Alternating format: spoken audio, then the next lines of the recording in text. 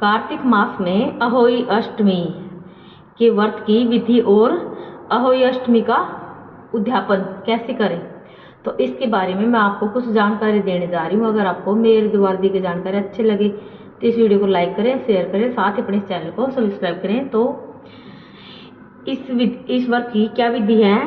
यह व्रत कार्तिक लगते ही अष्टमी को किया जाता है।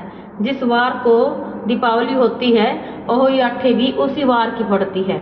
इस व्रत को वे स्त्रियां ही करती हैं जिनके संतान होती है। बच्चों की मां दिन भर व्रत रखे, सायंकाल दीवार पर अष्ट कोष्टक की अहोई की पुतली रंग भरकर बनाए। उस पुतली के पास शाऊ की तथा सेई के बच्चों का चित्र भी बनाए या छपी हुई अहोई अष्टमी का चित्र मंगवाकर दीवार पर लगाए तथा उसका पूजन कर सूर्यास्त के बाद अर्थात तारे निकलने पर अहोई माता की पूजा करने से पहले पृथ्वी को पवित्र करके चौक पूर कर एक लोटा जल भरकर एक पटरे पर कलश की भांति रखकर पूजा करें। अहोई माता का पूजन करके माताएं कहानी सुने। पूजा के लिए माताएं पहले से एक चांदी की अहोई बनवाएं जिसे शाऊ कहते हैं। उसमें चांदी के 2 दाने यानी मोती डलवा ले। जिस प्रकार गले में पहनने के हार पेंडिल लगा होता है उसी की भांति चांदी की अहोई डलवा ले और डोरे में चांदी के दाने डलवा ले।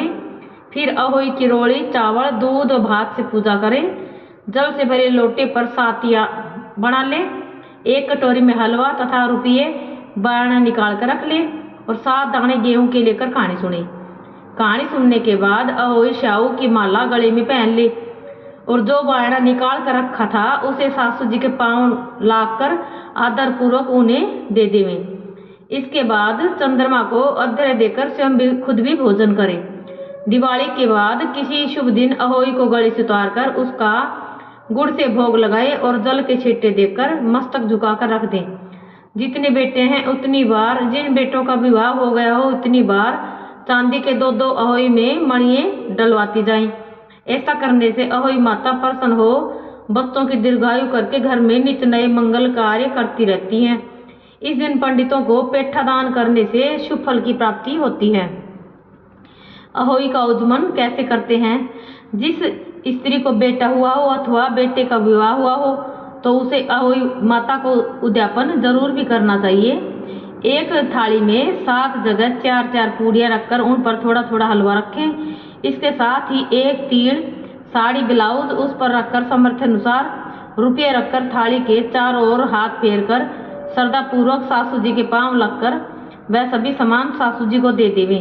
तीड़ तथा रुपये सासू जी अपने पास रख ले तथा हलवा पूरी का बायना बांट दे। बहन बेटी के यहाँ भी बायना भेजना चाहिए।